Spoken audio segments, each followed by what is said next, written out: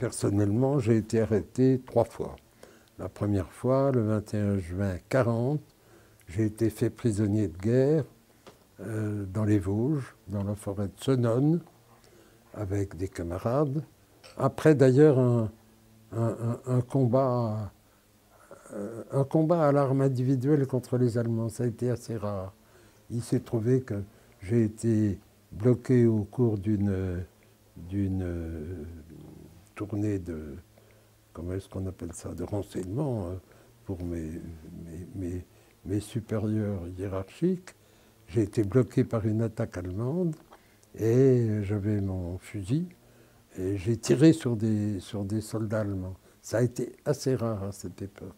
J'ai été fait prisonnier, j'ai été emmené dans un camp à Sarrebourg et j'ai pu prévenir Lucie, qui à l'époque enseignait en Bretagne. Elle avait été repliée de Strasbourg vers la Bretagne, à Vannes, et j'ai pu la prévenir par la méthode qu'employaient la plupart des prisonniers pour correspondre à ce moment-là.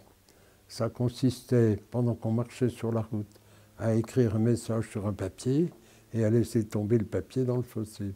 Et les paysans ramassaient ces messages et les envoyaient. Si bien que Lucie a pu venir à Sarrebourg et elle m'a beaucoup aidé à m'évader. Tout simplement en me faisant parvenir des vêtements civils.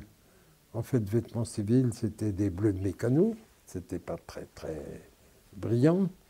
La casquette était étroite, j'ai dû la fendre d'un coup de couteau pour entrer ma tête dedans, mais ça m'a permis de sauter le mur de l'hôpital du camp où j'avais pu me faire admettre. C'était pas un mur, c'était une grille, et de m'évader. Alors, j'ai retrouvé Lucie à Sarrebourg, nous sommes partis à Paris d'abord, à Lyon ensuite.